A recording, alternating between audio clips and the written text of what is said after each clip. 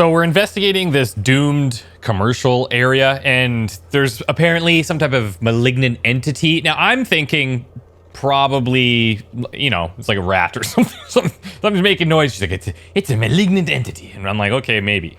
But who knows? There's some weird stuff back here, and we're continuing to investigate it. We just recently found this bear fridge, and now we're looking for, it was something in ice cream, if I'm not mistaken. Where's the...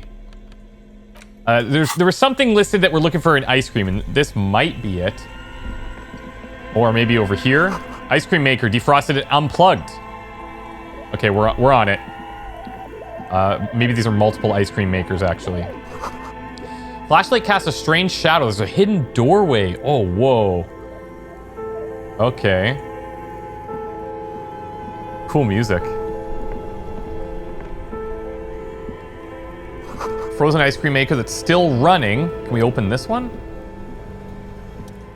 This orange machine is buzzing like an old submarine. It has a hand-cranked ice cream churner on top and an electric freezer that appears to be frozen shut. What if we just turn the crank? Turning the crank feels oddly satisfying, like stirring your childhood dreams. In the distance, you hear water dripping. It's all gone now. You never became a poet or an entrepreneur. Thanks. Let's see if we can crack this open. You slip your fingers under the frozen lid, but the ice is too cold for you to get a good grip. A pry bar would come in handy. We got that. If you want to try again, then you need to have the pry bar in your hand. Thanks. Got it. Got it. I guess we probably don't need to be carrying our garbage bag around. Let's get rid of this. Just throw the pry bar on. We still have the chain cutters that we haven't even used yet. We still have the drugs that we haven't needed to use, so... Let's see, we're not very strong. Heroic? Minus 20 because the pry bar is not strong enough? Almost feel like this could, like we have a chance, but this could result in maybe breaking the pry bar or something. So let's hold off on that. There's got to be something else. Nose fed. What do we have here? It's like a power junction, breaker box. 2 cables are plugged into the breaker box. The red one leads to the ice cream bear fridge, and the black one to the ice cream maker nearby. Well, okay, let's hold off on that. This looks like it's going out somewhere. Intercom wires running into the breaker box.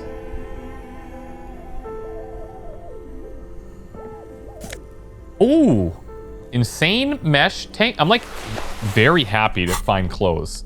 So the current shirt that we're wearing is +1 to physical instrument, which I guess is good for breaking things open. We have conceptualization, and now we have drama. I guess let's keep this shirt on in case we need to break anything open.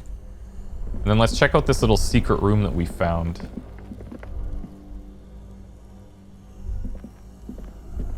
Some type of rubble. Whoa. 2 rusty rifles are hidden above the piping. They look inoperable. Someone has stuck some busted guns under the ceiling. Is this access to the chimney, maybe? A few bricks have fallen off, revealing a compartment behind the wall. It's too dark to see in. Come on, where are we? That seems like an old bunker from the Revolutionary period. Look at all those rifles. He points up at the rifles under the ceiling. Must be an old weapons cache. Look, there's a hole in the wall. Yeah, there is, yes. And there also appears to be something inside the hole. Interesting. Do you want to take a look? Yeah, okay. Your hand reaches deep into the darkness and spider webs rummaging around. You find rusty rifles hidden away. I got rifles here, Kim. The lieutenant steps closer, curious. Are these any good? Let's look. Most of them are rusty and inoperable like the rest, but one catches your eye, a bolt-action model with a fine wood stock in better cosmetic order than the others. This one looks pretty nice. Hello.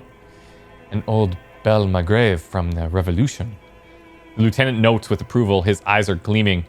Seems to no longer be functional, but still a beautiful thing in its own way. What does this mean, a rifle here? It means there are firearms, albeit Inoperable, still lying around in Martinez. An interesting coincidence, I might say. Might come in useful in the future. He likes this find. Okay, why? Why? A broken Bell McGraw from ages past. It's a 4-shot bolt-action military rifle with a wooden frame. So, like, we could sell this. That's my immediate thought for a lot of this stuff, but then you never know if you're going to need it. So I think it's best to hold it. Okay, now hold on. Now this one... Oh, we can't even investigate anymore. So if we power this down, then perhaps it can, like, thaw. Maybe not right now. Maybe it even takes time. Red one leads to the ice bear fridge and the black one to the ice cream maker. Something close to you dies with a soft electric purr. Why did you do that? Well, I don't know why I unplugged it. I do things without any reason, usually. The lieutenant raises his brows but doesn't say anything. The electric distribution board now has one cable missing. So we can plug it in as we wish, I suppose. But let's see if this helps us at all. Okay, the machine's unplugged, so we have a +2, but the pry bar's still not strong enough. So I'm just really worried about breaking this thing. So I still think we just leave it for now. We could try to unplug the bear fridge for whatever reason. An electric sizzle. The room is slightly quieter now.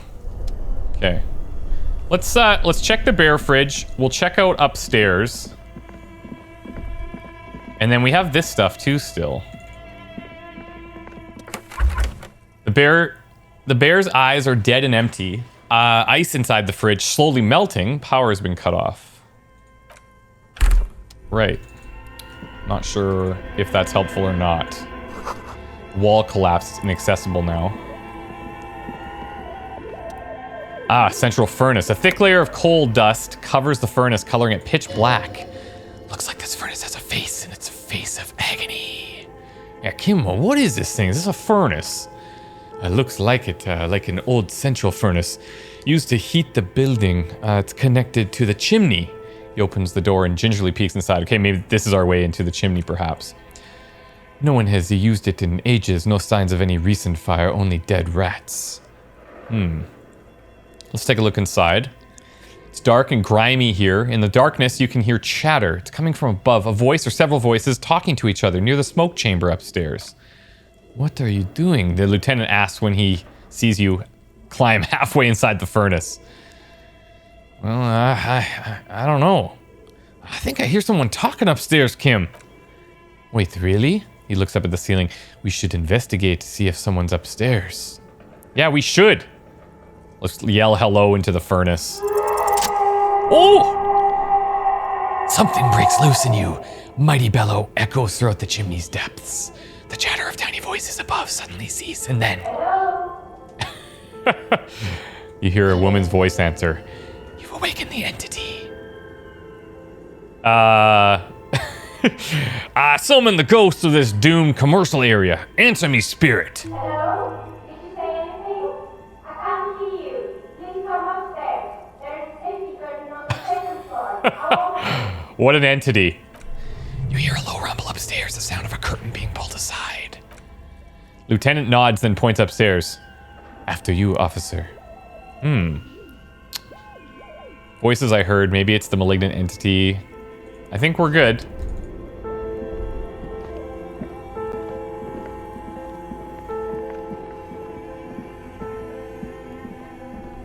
So I'm hoping that this is the way up. Pick dialogue options, begin with hold or wait to gain additional info. Yes. Oh. Interesting. So, wait a sec. I thought we had tried to open this before, but there was like barricades. An old call box with a matrix of push buttons leads all the companies in the East Delta Commerce Center. East Delta Commerce Center. This must be the name of the doomed commercial area. Yeah. Well. We don't know. So the boxing for young athletes and gym was probably that empty gym space. No one answers the call. What about Emma's? That was a female voice. Emma's fashion atelier. Wait a minute or two, but all you get from the box is silence. No one answers the call. Okay. Huh. Main hall, building A. Woman picks up the receiver. Oh, it's Plaisance. Kuno, please stop calling here. Grown-ups don't have time for your stupid games. She thinks you're the gremlin child. What would he say to this? We'll try to impersonate him. Fuck off, pig. I'm Kuno. I don't give a shit. Let me in. Pardon? This is not Kuno. Who is this? Please just stop calling here. I don't have time to deal with this. Thank you. All right. Let's head back inside for a second here. Okay. Let's just check to see if this has thawed somehow. No. Well, we're gonna try it. The ice squeaks beneath the pry bar. You think you've got the bar jammed in there pretty well, but the lid simply won't budge. What is this? You see the pry bar's metal handle bending right before your very eyes.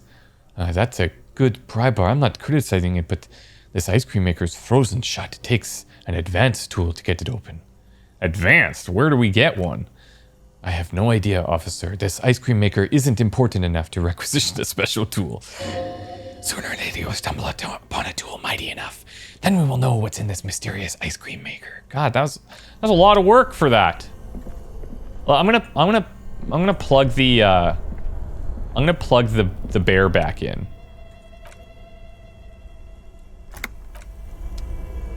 Just cause. So the chimney said to go up, but like, I don't know. Smear our hands with coals. We could try this. Those voices I heard, maybe it's the malignant entity. Plaisance said it lived in the chimney. You're right, the rooms do look like they're connected, but malignant entities don't exist, at least not the supernatural kind. Always has to be the skeptic, this man. We get dirty. Lush layer of coal now covers your skin, sinking into the wrinkles. Your hands look ancient. Maybe you could paint something with this coal. Leave a cave painting for future archaeologists. No, that would be stupid. We're not gonna kick it. Is there anything in the darkness over here? Here. Oh, here. That's right. We have another set of stairs.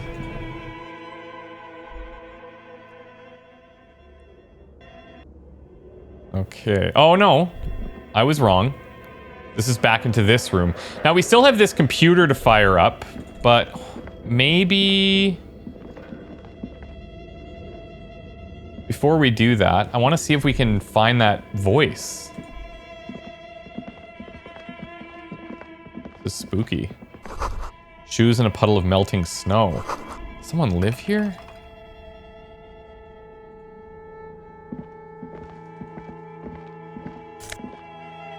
Postcard, La Delta 51.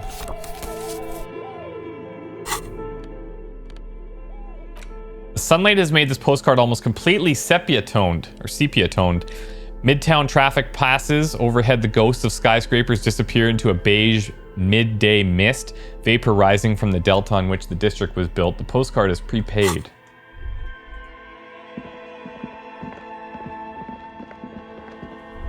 Oh, hello. A tray full of dice, colorful polyhedral dice, hundreds of them. The candy dispenser has been repurposed to contain thousands of dice. This must be the voice. Hello, I'm Nia. Novelty dice maker. A bird-like woman sits on a throne of tools with emerald light shining through her hair. Did you try knocking on my window? I must have missed you. I've been listening to my Melius. She taps on her headphones. So what kind of die are you looking for? I didn't know I was looking for one, honestly. Could this be the malicious entity? Perhaps it's wise to go along with this masquerade for now. She's got a direct view to the backyard. You should interrogate her about the lynching. Okay. Hold on. What do you mean by milieus? Yes, a milieu is like a calling station. You need a two-way radio to access one. That's why I have these. Okay, she pats the headphones on the table. Mostly, they just teach you to swear in different languages. But some of the stations can be quite interesting. I was so absorbed, I must have missed you knocking. So she must be related to those like radio signs in that game before, and like with the dice and everything. You must have me confused with someone else. I haven't knocked on your window. Then how did you get inside? By the south entrance? You know what? It doesn't even matter. What matters is that you're finally here. Let's talk dice. Did you have something specific in mind? So she's talking about a south entrance, so maybe there's another entrance? Why are you asking me about dice? I'm a novelty dice maker. Tell me the name of your role-playing system and I'll make the die you need. That's why you're here, yes? Sure, yeah, I like role-playing games and I need some dice. Very good. My rate is 10 real per set, unless you want something really unusual. All of our cash. Take a look around and see if there is any particular stone you want to use. The walls around her are covered with rows of precious stones and minerals. It almost looks as if the stones and dice are a natural part of the room, growing out of the shells like stalagmites. This person means you, no one else. Absolutely no harm. Oh. This person means you or no one else. Oh, or no one else. Absolutely no harm. She will answer freely and honestly. No falsehoods are present. She's a novelty dice maker and doesn't have anything to hide. Ask what you need. Okay, cool. Let's throw on our drama shirt. So we saw a drama check there. Might as well.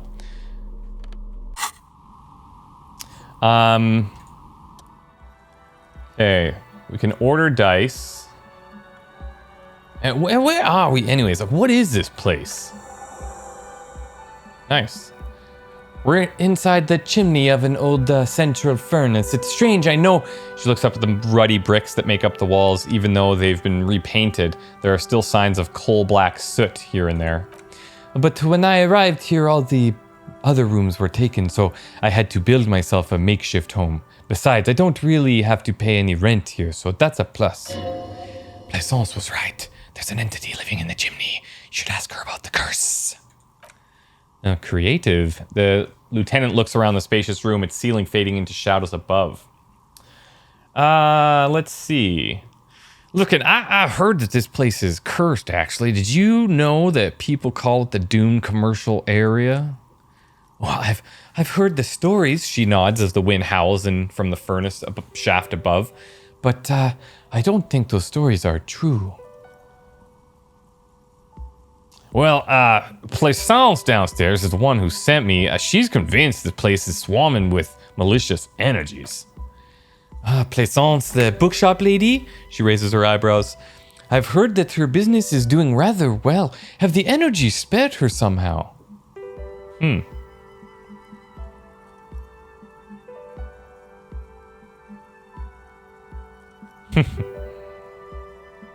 Actually, it seems like they're not doing that well. There are hardly any customers, and she has to put her daughter out to keep the company going. All right, that's just not the bookstore. It's not just the bookstore that's still up and running. What about the whirling and rag? Some people say it's part of the building complex. Hold on, the whirling is part of the Doom commercial area? Oh, you could say so. Both houses were built at the same time and under the East Delta Commerce Center project. You're right. The whirling doesn't really look like it's cursed. Oh, and then there's me, she sighs, looking at her messy work table. All kinds of tools lie scattered, from knives to carving files to wire cutters. I've been here for 14 years, selling novelty dice to role-playing enthusiasts. Not exactly a million real business idea, yet somehow I've survived despite the talk of malicious energy. Strange, isn't it? Maybe it's just because she's so talented that she's been able to woo the curse. Maybe, drama. Maybe. Well, to be honest, Plaisance thinks it's because you're the source of it. You're some malignant entity. Malignant entity? What does it even mean? The dice maker laughs. Some kind of sorceress? What about you, officer? Do you think I'm a malignant entity? Time has come to face the source. Fear not, for the forces of the universe are supporting you in this psychic quest. Well, I think it still might be you that's causing this. Honestly, I'm still not sure. This world is puzzling. Is it now? She squints at you from her desk. I've always thought it a rather mundane and boring place with no supernatural surprises in sight. Well, if you ever find a way to explain all those inconsistencies in the curse, let me know. She turns back to her work. That's all she has to say on the subject. She's been thorough and truthful as far as we can see. Good. Blaisdell's is not going to like what you have to tell her. It's not a violent force. The bookstore closes starting at 2100. You'll have to do that tomorrow. Oh, okay. Interesting. I mean, we could try this. Might as well. Well, let's talk to her first, and then we'll come back to this. So, how did you get into being a dice maker? How did I become one? It's a business decision. It was a regular jeweler at first, but that's an unfocused field with too much competition. Some of my friends were role players, and they asked me to make some polyhedral dice out of cobalt. That was my first order. I grew it from there. And do you like role-playing games yourself? Not especially. I like working with rare materials and a steady pay, and role players as customers, they're nice people. Some of those nice people have big bucks to spend on novelty items. Yeah. Well, what if I were to order a die from you? Oh, of course. That's what she's here for. Tell me what you have in mind. So we've got Whirl Untethered, talking about the game downstairs. I want to die for that. Probably. Cursed dice, extraordinary die, don't actually know. Normal die, what kind of die do you think fits my personality? Yeah, what kind of die do you think fits my personality? Oh, I think I have just the right one for you. She opens the top drawer of her work desk and takes something out. 2 polyhedrons, red and blue, are cradled in her palm. Oh, police colors. Yeah, it's because I'm a police officer, right? Oh, not the most original, I know, she smiles, almost apologizing. But sometimes the obvious choice is obvious because it's best. Here, catch. She tosses you the dice. Oh, there are gifts from me. That's so nice. A beautiful woman tossing you a gift. Whatever you do, don't overthink it. Oh my god. -1 to totally overthinking it. Come on now. Oh! There it is. Mr. Smooth moves. What was the rating? I don't know. Oh, there it is. Okay, we got it, just barely. You snatch the dice out of the air with one hand, just like you're in a movie. Let's just wink at her. What are the odds? The dice maker winks back at you. The red one is made of bloodstone with a lapis lazuli inlay, and the blue one is the inverse. I believe these dice are your lucky charm, officer. She winked back at you. Can you believe it? You truly are Mr. Smooth Moves. You'll definitely need luck in Martinez. She closes her desk drawer. Was there anything else? Well, since you're sitting up here, do you know anything about the man who was lynched behind the whirling in rags? Oh, nothing really. I didn't know him. Lieutenant looks at his notebook, then the woman under the large window. Your window looks directly onto the courtyard. You're saying you didn't see or hear anything unusual last Sunday evening? I'm sorry, detective, but as you know, I usually have my headphones on when I'm working. It shuts out most of the daily ruckus behind my window. What do you mean, the daily ruckus? Talking about Kuno? Well, there's always something going on in the Whirling's backyard. She stops to try and come up with an example. During daytime, there's usually those kids, and lately I've been seeing a lot of drunk workers hanging about. Must be because of the strike. She's heard of the murder, but did not see it, sire. She looks up at the window, pale light comes in. But I never saw anyone during that fateful Sunday night, I'm afraid. Well, do you often work on Sunday nights? It's an odd profession, making dice for people, but I like it, and I prefer doing this sitting at home. All right, well, so you never took your eyes off of your work to look out the window. I might have, she admits, but in this case, all I would have seen is my own reflection staring back from the darkness. It's light here, but dark in the yard at night. Yep, fair, okay. It's really hard to make anything out in the yard when it's dark outside. Besides, I rarely get up to look in the window when I'm in the zone. I see. Well, thank you very much for your answers. Anything else, officer? Well, let me ask you, do you know what happened to the other tenants? Because it seems like everyone else is gone. More or less, she adjusts the yellow scarf that covers her hair. Are you interested in anyone specific? Oh, quite a lot of them spring to mind. Okay, so she could give us an insight into all the stuff that we've kind of walked through. Gym, broken windows, stuffed animals, pretty straightforward. What was up with those creepy mannequins? Oh, there used to be a fashion atelier here, but I have forgotten the head designer's name. We saw that on the door. They were doing well for a couple of years until the insect rights activist came. Insect rats? What in the name? Atelier produced a certain collection that used chitin among the materials. Apparently, chitin is made from oxidant, where it's extracted from beetle wings. And you know how all kinds of political movements are big in the Occident. The activists shut down the biggest chitin suppliers, which of course caused the price to skyrocket. And naturally, all the most fashionable tastemakers refused to be seen in chitin from then on. The atelier went bankrupt before they could finish the collection. I'm glad someone took care of the little guys. I like insects. Really? She looks at the windowsill where a dead fly is laying on its back, legs curled up in a bow tie.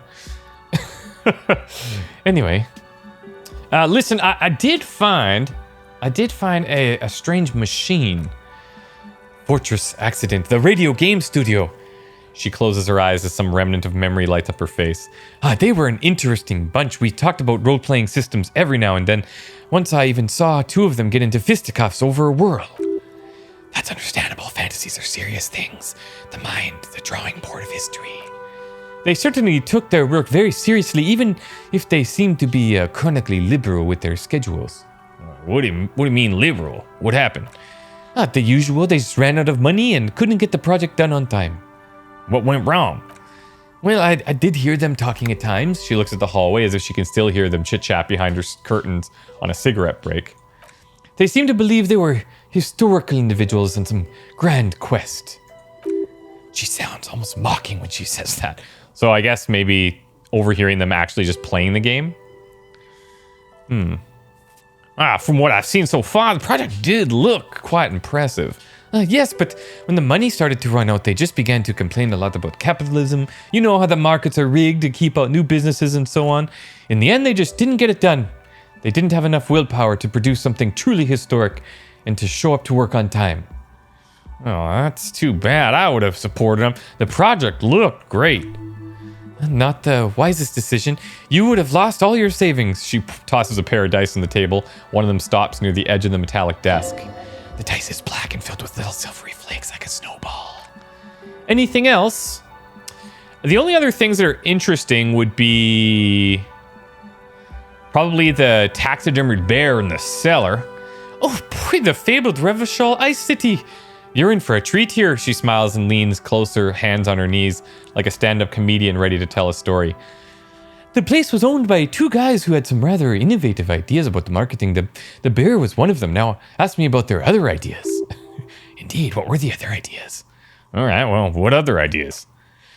There was really just one, and it involved picking out the prettiest girls in the neighborhood and paying them 20 cents per hour to man the booth. And by man the booth, I mean slump behind the counter with a face that could maim you if you ever dared to disturb their bored magazine browsing. She leans back disapproving. Sounds like she didn't really like those girls. Frida does the same thing. That's true, actually. Look, I actually know a girl like that. She works in Frida as a cashier, and she's not particularly friendly. Employing sulky teenage girls is a widespread practice, yes. Unfortunately, they always come in packs, and I'm talking about acne-riddled girlfriends and gorilla-like boyfriends loitering near the shops. At least that's what happened with Revachol Ice City. And they already had the bear. She closes her eyes as if remembering something painful. What about the bear? The bear, she repeats, pressing thumbs into her temples like trying to suppress a headache. Why, it didn't work out? Ooh, of course not. The bear was terrifying. No one wants ice cream guarded by a hostile apex predator. To make matters worse, the fridge didn't work too well either, and half the ice cream came out malformed and partially melted. Eventually, Revachol Ice City lost a price war to its rival, Glacé 5000. Glacé 5000 sold caramel sundaes for only 5 cents a piece out of regular fridges. Well, I mean, the bear was scary. Every time I saw that bear, I felt scared, like it could have come alive at any moment. The taxidermist who made it said it was his vision beast. He said he met his vision beast while high on desiccants. He called it Megatherion. That sounds cool. What's a vision beast? It's an imaginary beast that guides you through life by telling you to do more drugs, mostly. Listen, I don't know. I do drugs, and do I have a good vision beast myself? Do you? The ice maker raises an eyebrow. Well, good luck keeping it under control. Anyway, you know the story of the fallen ice cream empire. She seems sad finishing the story. Anything else? Just this intercom. Found it, this intercom, it's not working. Oh, right, she rubs her forehead. Her scarf has left a faint line on the dusty skin. I hope you didn't try to ring me. I think none of these doorbells work, including mine. I'm still in the middle of connecting the wires. Sorry about that. Wait, so you're telling me that you have a doorbell? Which, you have a doorbell there. Which one? The one with the empty name card. Oh, it's the last one on the list. As I said, it's quite useless right now. It doesn't work yet. All right, so the Whirling Rags. It's part of the same building complex. You could say so. Both houses were built at the same time and under the East Delta Commerce Center project. That explains why you can call the Whirling from the intercom, albeit I doubt that anyone responds. If the Whirling is part of the same building, that's part of the Doom commercial area. Got it. I've got a few more questions, if you don't mind. Actually, something else. We could ask her again. Why hasn't her business failed? Feel nothing. If anything, it's uncomfortably warm in here. Start taking off our clothes. We need to connect. Excuse me, what are you doing? The dice maker stares at you while you start to fuss with your pants. Officer, Lieutenant exclaims sharply. Listen, it's part of this like special technique that I have. She squints at you, a little astonished at what she's hearing. And what technique is that? You still haven't gotten your zipper open. Okay, hear me out. Sometimes I get these feelings. Miss, I apologize for my colleague's behavior. He's still recovering from an unusual medical episode. Officer, this isn't how mature adults deal with their feelings. Ouch. True, it should feel like that. And now you feel something, the cold damp of shame washing over you. Hey, sorry, can we just forget this ever happened? Gladly. Dice Maker turns away so you can do up your pants. All right, let's get the hell out of here. That's sketch. So we're gonna have to tell her that this is not the this is not a malignant entity. We can go back to the damaged ledger. Logic. We can try that again. Here's our dice. These two 20-sided die have the colors of a police alarm. Bloodstone for red and lapis lazuli for blue. If you roll them and squint your eyes, it looks like you're arriving on the scene and it's raining. Note, look at the map and tab in the journal to see which white checks have reopened. Oh, so these cause some of them to open. So what if we go to... Where's our ledger? Interact here. Let's see if we can read the case files. Here we go. +2 because of the dice set. Awesome. Yes, at last you find a way to piece them together using the alphanumeric code on the margin. HDB41, date of initialization and time of arrival on the scene, followed by the title. For example, HBD 411-20117:00, the next world mural. So this is the time, I imagine? 1700? HDB41. That's the name of the station, right? 41. And HD, probably our name, so Harry something. Or HDB, so Harry DB, whatever that is. And then referencing the station. Date of initialization, so 1201. Time of arrival on the scene, yeah, so December 1st, the next world mural. Wait, HDB 41, weren't those officer precinct? Oh, why, yes, your precinct number is 41, so we're ahead of it. And HDB then, every last alphanumeric in the files begins with it. And these are your case files.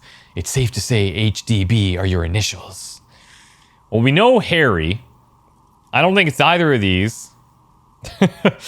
I don't know what to say about that. I got nothing either. Logic really isn't the best faculty to have this conversation with, but it's the one you got, so sorry. Yeah, we're staying out of the business for now. HDB is bad news from yesteryear. It's shit, honcho. How long does it take to read a case? It takes about half an hour to piece one together, using the system you've devised. Where would you like to start?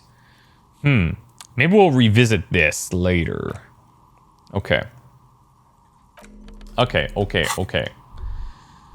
So let's head back down.